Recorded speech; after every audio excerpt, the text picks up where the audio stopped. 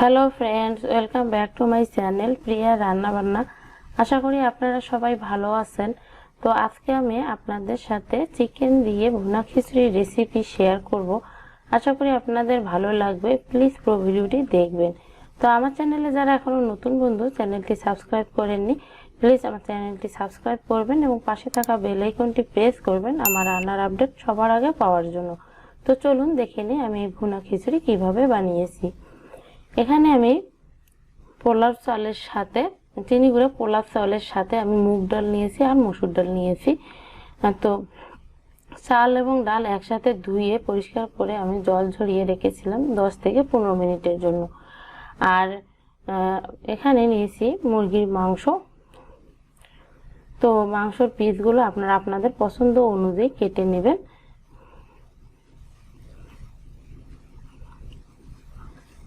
আর এদিকে নিয়েছি ফোড়নের জন্য 5 ফোড়ন, গোটা গরম মশলা, দুটো তেজপাতা, রয়েছে রসুন বাটা, আদা বাটা, আর জিরার গুঁড়া, ধনিয়ার গুঁড়া, শুকনো মরিচের গুঁড়া, হলুদের গুঁড়া পরিমাণ মতো, আর নিয়েছি 1 বাটি পেঁয়াজ কুচি।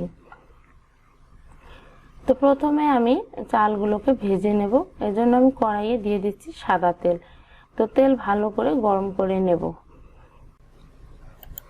তেল গরম হয়ে আসলে আমি এর মধ্যে দিয়ে দেব তেজপাতা আর দিয়ে দেব 5 ফোড়ন। তো আমি একেবারেই খিচুড়িতে ফোড়ন দিয়ে নিচ্ছি চাল ভাজার সময়, তাহলে আমি আর খিচুড়ি রান্নার সময় বাড়তি করে ফোড়ন বা তড়কা আলাদা করে দেব না।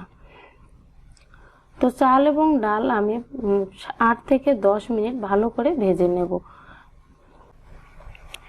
তো চালগুলোকে আমি ভালো করে ভেজে নিয়েছি, এখন নামিয়ে রেখে দেব। দিয়ে এখন আমি চিকেনটাকে কষিয়ে নেব। তো যে পাত্রে আমি খিচুড়ি রান্না করব সেই পাত্রে দিয়ে দিলাম সয়াবিন তেল। তো তেল গরম করে নেব, নিয়ে এর মধ্যে দিয়ে দেব একটি তেজপাতা, কয়েকটা গোটা গরম মশলা, দিয়ে দিচ্ছি এখন পেঁয়াজ কুচি। পেঁয়াজটাকে হালকা বাদামি রঙের করে ভেজে নেব, বেশিক্ষণ ভাজবো না। তো বন্ধুরা, পেঁয়াজগুলো কিন্তু ভাজা হয়ে গেছে আমার এখানে।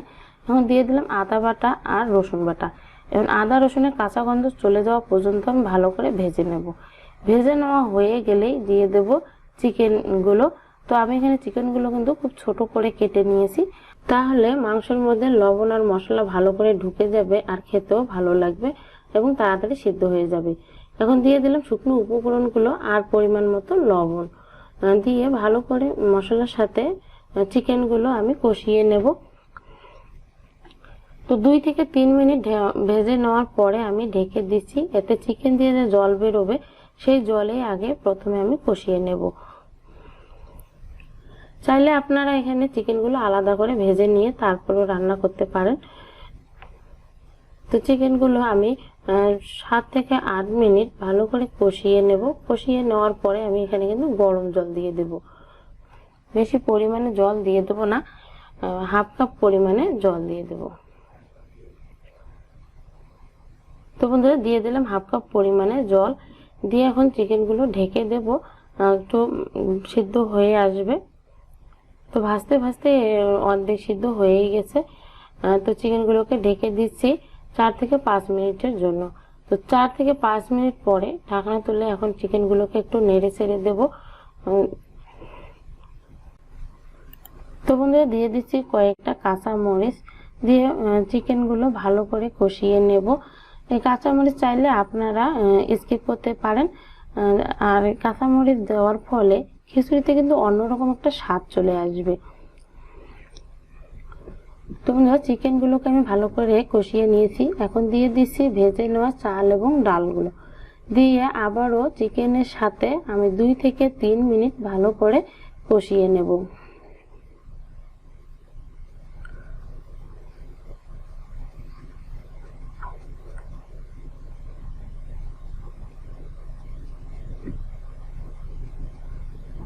তো বন্ধুরা, চাল এবং ডাল চিকেনের সাথে ভালো করে আমি কষিয়ে নিয়েছি। এখন এর মধ্যে দিয়ে দিব আমি ফুটন্ত গরম জল। এখানে আমি গরম জল ব্যবহার করতেছি। তো জল দিয়ে দেব আন্দাজ মতো। আমি এখানে পরিমাপটা আপনাদের বলে দিলাম না, জলটা আমি আন্দাজ মতো এখানে দিয়ে দিচ্ছি। তো বন্ধুরা এখানে আমি গরম জল ব্যবহার করতেছি। তো আমি এখানে শুধু মসুর ডাল আর মুগ ডাল নিয়েছি। তো বন্ধুরা আপনারা চাইলে এখানে ডালের পরিমাণ বাড়িয়ে দিতে পারেন। এখানে ছোলার ডাল কিংবা মটর ডাল আপনারা চাইলে অ্যাড করতে পারেন। তাহলে যত ডালের পরিমাণ বেশি হবে ততই খিচুড়িটা খেতে টেস্টি হবে। তো বন্ধুরা আমার মনে হচ্ছে যে আরো একটু জল দিতে হবে, তাই আমি আরো হাফ কাপ পরিমাণে জল দিয়ে দিলাম। তো জল দেওয়ার পরে এখন নেড়ে চেড়ে আমি খিচুড়িগুলো ঢেকে দেব 7 থেকে 8 মিনিটের মতো। মিডিয়াম ফ্লেমে আমি রেখেছি চুলার আঁচটা। তো বন্ধুরা এখন ঢেকে দিচ্ছি আর ফিরে আসছি 8 মিনিট পরে। তো বন্ধুরা দেখতে পাচ্ছেন যে জল অনেকটাই শুকিয়ে গেছে আর খিচুড়িও সিদ্ধ হওয়ার পথে। তো এই পর্যায়ে আমি দিয়ে দিলাম গরম মশলার গুঁড়া দিয়ে এখন খিচুড়িগুলো ভালো করে নেড়ে চেড়ে দেবো, তাহলে মশলাগুলো ভালো করে খিচুড়ির সাথে মিশে যাবে। তো বন্ধুরা এখন আবারও ঢেকে দেব আমি 4 থেকে 5 মিনিটের জন্য। তো এর মধ্যে আমি আপনাদেরকে দেখিয়ে দিচ্ছি যে চাল এবং ডাল কিরকম সিদ্ধ হয়েছে। তো চাল এবং ডাল এখন পুরোপুরি সিদ্ধ হয়নি, তবে আরো একটু হবে। তো পুরোপুরি সিদ্ধ হওয়া পর্যন্ত আমরা অপেক্ষা করব। তো বন্ধুরা ফিরে আসছি 5 মিনিট পর। তো 5 মিনিট পরে ঢাকনা তুলে দেখতে পাচ্ছি যে জল কিন্তু শুকিয়ে গেছে, শুধু হালকা হালকা একটু রয়ে গেছে। তো বন্ধুরা আবারও নেড়ে চেড়ে দিচ্ছি খিচুড়িগুলোকে, যাতে কড়াইয়ের নিচে লেগে না যায় এর জন্য। তো বেশিক্ষণ নাড়বো না, খুবই আলতো হাতে নাড়তে হবে। তো বন্ধুরা এখন নাড়াচাড়া করার পরে আমি এখানে দিয়ে দেব 2 টেবিল চামচ পরিমাণে ঘি।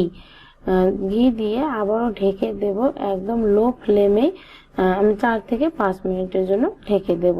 তবে আপনারা চাইলে এখানে ধনেপাতা কুচি ব্যবহার করতে পারেন, আমি কিন্তু ধনেপাতা কুচি দেইনি। তো বন্ধুরা ঢেকে দিচ্ছি লো ফ্লেমে 4 থেকে 5 মিনিটের জন্য। তো বন্ধুরা 4 থেকে 5 মিনিট পর ঢাকনা তুলে খুব সুন্দর একটি সুঘ্রাণ বেরিয়ে গেছে ঘিয়ের। তো এখন শুধু একটু নেড়ে চেড়ে খিচুড়িটা ঠান্ডা হলেই পরিবেশন করতে হবে। তো বন্ধুরা আমার এই রেসিপিটি যদি আপনাদের ভালো লাগে প্লিজ ভিডিওটিতে একটি লাইক দিবেন এবং কেমন হয়েছে তা জানিয়ে কমেন্ট করবেন, আর পারলে ভিডিওটি বন্ধুদের সাথে শেয়ার করবেন। তো বন্ধুরা এখন আপনারা আপনাদের মনের মতো করে সাজিয়ে পরিবেশন করবেন। তো বন্ধুরা তৈরি হয়ে গেল আমার এখানে চিকেন দিয়ে ভুনা খিচুড়ি। তো খিচুড়িটা ঝরঝরে হয়েছে, একেবারে শুকনো ঝরঝরে যে খিচুড়ি হয় তা না, একটু মাখা মাখা রয়েছে।